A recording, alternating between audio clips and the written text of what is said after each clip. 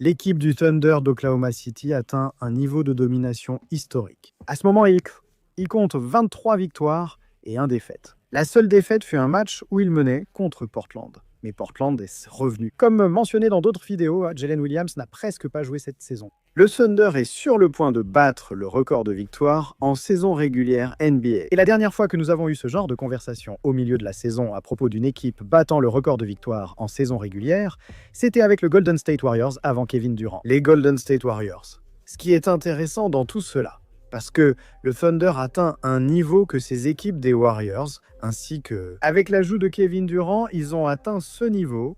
Est-ce que ça vaut même la peine d'essayer de rivaliser avec ces gars-là ? Est-ce que ça vaut la peine d'essayer d'aller en finale et de gagner un championnat ? Le Thunder est-il aussi fort que les Warriors du temps de Kevin Durant ?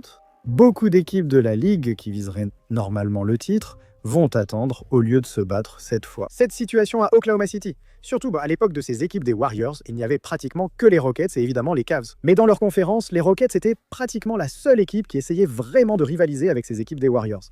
Et ils s'en sont plutôt bien sortis. Et je trouve que c'est une comparaison intéressante étant donné à quel point le Thunder a été bon en ce début de saison. Mais d'abord, il faut qu'on parle de pourquoi le Thunder a été aussi bon. Non, pas. Tout le monde sait qu'en défense, ils sont à un niveau historique. Je l'ai déjà dit dans d'autres vidéos. L'écart avec l'équipe en 2e place pour la note défensive est incroyable. Shai Gilgeous-Alexander ne joue que la moitié des derniers quarts cette saison, car son équipe mène largement à chaque match.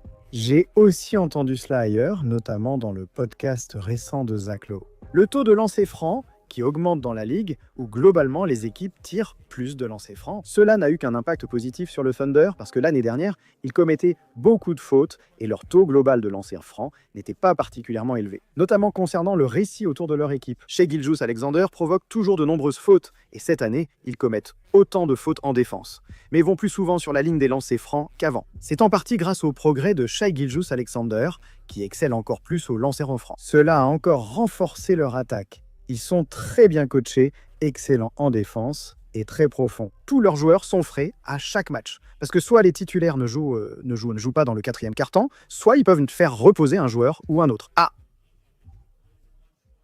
J. Mitchell joue beaucoup un soir. Aaron Wiggins brille et Alex Caruso reste sur le banc. Ils ont tout simplement perfectionné la saison régulière et cela donne une équipe vraiment fraîche, une excellente équipe défensive, une équipe avec un style très reconnu, qui ne dépend pas excessivement d'un seul aspect du jeu. Et cela fait qu'ils écrasent tout le monde à chaque fois qu'ils affrontent. Comme je l'ai dit, ils débutent donc la saison avec 23 victoires et 1 défaite, ce qui, comme je l'ai mentionné, amène dans cette conversation la question suivante. Est-ce que ça vaut le coup d'essayer ? Dans la conférence Ouest, à mon avis, les équipes de l'Est comme les Knicks, Cavs et Pistons dont on a parlé s'excluent d'elles-mêmes de ce débat. Si les Pistons peuvent atteindre la finale NBA cette année et qu'un mouvement en milieu de saison a du sens, cela les aiderait à y parvenir. C'est très précieux pour ta franchise, même si tu perds la finale en 5 matchs, cela reste précieux. Donc je pense qu'ils sont un peu à part dans cette conversation. Mais pour les équipes de l'Ouest, je pense que San Antonio mérite d'être mentionné ici, ainsi que quelques autres équipes. Est-il vraiment utile d'essayer de rivaliser et d'atteindre le niveau actuel des Oklahoma City Thunder ? Certaines équipes l'ont déjà fait. Denver va aussi tenter de s'améliorer en ajustant son effectif durant l'intersaison. Houston a inclus Kevin Durant, tout en maintenant leur projet à long terme avec Sengun, Amen Thompson et d'autres. Mais San Antonio, par exemple, s'ils ont l'opportunité d'ajouter Giannis cette année, est-ce qu'ils veulent vraiment faire ce mouvement maintenant ? Avec un Giannis calibre meilleur joueur, tu pourrais encore avoir 2 saisons similaires après celle-ci. Il a 31 ans. Est-ce que ça vaut le coup d'échanger plein d'atouts pour tenter le coup, espérer être assez en forme et performant pour battre Oklahoma City d'ici 2 ans, réduisant ainsi la fenêtre de championnat ? Faut-il plutôt adopter une vision long terme avec Wemby, Steph Castle et Dylan Harper ?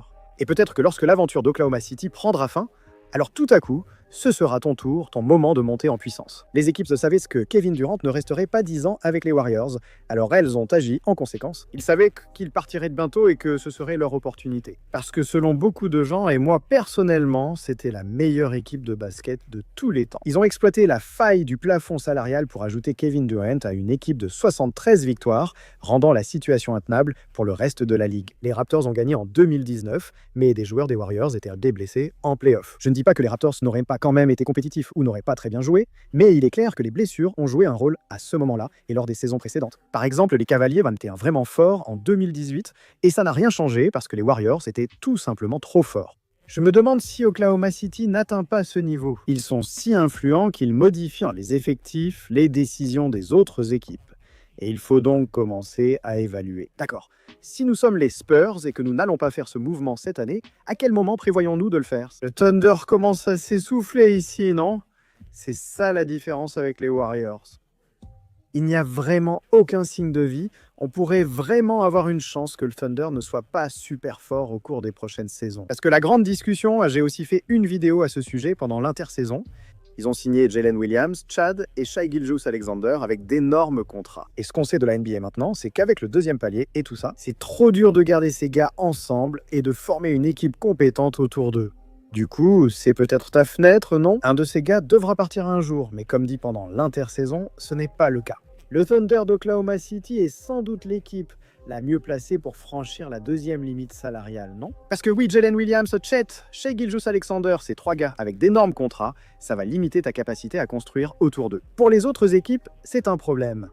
Avec ces trois joueurs, elles manquent aussi de profondeur, car ce sont leurs seuls choix de draft réussis. Ils ont sûrement dû échanger beaucoup pour avoir un ou deux de ces gars, perdant ainsi toute profondeur derrière eux. Le Thunder a obtenu Shai Gilgeous-Alexander et Jalen Williams via l'échange de Paul George. Évidemment, ils l'ont sélectionné à la draft, puis ils ont drafté Chet, donc ils n'ont pas eu à échanger qui que ce soit, à part, bien sûr, Paul George pour obtenir ces gars-là. Ensuite, ils ont obtenu plusieurs choix de draft et d'autres grâce à des échanges pour renforcer l'équipe. Et ils ont trouvé des gars comme J. Mitchell. Ils échangent intelligemment pour Alex Caruso, Lou Dort progresse et ils gardent toute leur profondeur. La chose que l'on pourrait souligner ici si on essaie de trouver une lueur d'espoir. Pour rivaliser avec le Thunder, c'est leur profondeur actuelle en vétérans comme Isaiah Hartenstein, Lou Dort, Alex Caruso.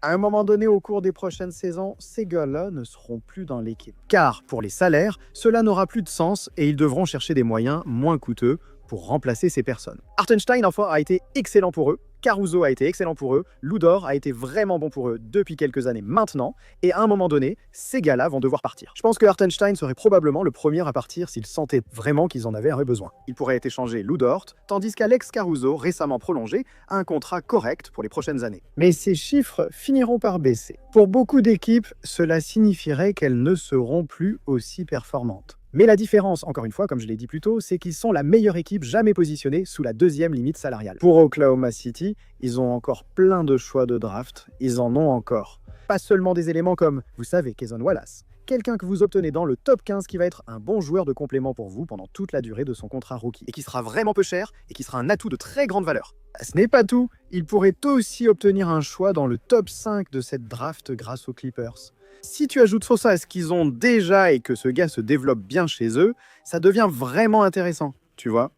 Un autre scoreur aux côtés de Shai Gilgeous-Alexander et Jalen Williams. Alors ça devient une situation où ils pourraient vraiment être encore meilleurs dans les prochaines années qu'ils ne le sont actuellement. Voilà tout le calcul. Si vous êtes une équipe de l'Ouest et envisagez un mouvement cette année, c'est cela. Je ne pense pas vraiment qu'il soit logique d'attendre comme les équipes l'ont fait avec les Warriors. Parce que les Warriors avaient une fenêtre très claire. KD restera ici quelques années, puis la situation évoluera. Oklahoma City peut s'améliorer. Ils pourraient perdre des gars, ils pourraient perdre Hartenstein, ils pourraient perdre Caruso, ils pourraient perdre Lou Dort au cours des prochaines années, mais ils vont continuer à drafter. Ils appréciaient beaucoup certains joueurs en fin d'effectif. Leur choix de premier tour de cette année ne joue pas suite à une blessure. Topic ne joue pas car il a été opéré pour un problème médical. Et comme je l'ai dit, ils pourraient ajouter un choix du top 5, ils pourraient potentiellement ajouter le premier choix global de la draft, et ils ont aussi les choix d'autres équipes, selon la façon dont les protections tombent avec Utah et avec Philadelphie. Donc c'est une situation folle où ils sont tellement bons. Je pense qu'ils vont battre le record de victoires. Je l'ai dit avant le début de la saison. Et ils pourraient être encore meilleurs s'ils arrivent à bien utiliser ces choix. Parce que, entre guillemets, les joueurs coûtent peu avec leur contrat de rookie. Cela crée simplement une situation où, au final, tu ne peux pas faire grand-chose. Tu pourrais juste mentionner ce que Shai Gilgeous-Alexander a dit lui-même. Ils n'ont pas été aussi dominants qu'ils s'y attendaient lors des playoffs l'année dernière. Si tu compares juste sur le papier leur effectif de l'an dernier, vu leurs résultats cette année, avec celui des Indiana Pacers de l'an dernier. En allant en finale, on aurait pensé que c'était un énorme déséquilibre, et c'est ce que beaucoup de gens pensaient. Et puis tout à coup, c'était le 7e match, et les Pacers avaient une vraie chance. Même après que Tyrese Haliburton se soit blessé dans ce match. Ils étaient à quelques paniers de gagner le titre NBA, même face au Thunder que tous disaient imbattable. Maintenant, ce que je dirais à cela, ma réserve, ma réponse, je devrais dire, c'est que Jalen Williams n'était pas en bonne santé pendant pratiquement toute la post-saison. Voici la version qui nous accompagnera pour le reste du parcours du Thunder. Si ces gosses sont en forme, c'est sans doute mieux que l'équipe des séries de l'an dernier. Mais c'est beaucoup à dire, mais c'est ma réponse. Si vous essayez de savoir, est-ce que ça a du sens d'y aller maintenant? Je pense que oui. Je doute que la situation s'améliore pour vous bientôt. Donc si vous voulez juste vous engager, si vous êtes les Spurs, si vous voulez simplement dire eh bien, nous n'allons pas essayer de jouer le titre pendant les 5 prochaines années. Le Thunder est déjà très fort, ce qui rend cette décision compréhensible. C'est rare qu'une équipe aussi performante puisse encore progresser. Et tout cela est durable d'un point de vue construction d'effectifs. Et parmi toutes ces autres choses vraiment impressionnantes concernant le Thunder, c'est peut-être justement cela qui est le plus impressionnant chez eux en tant qu'équipe.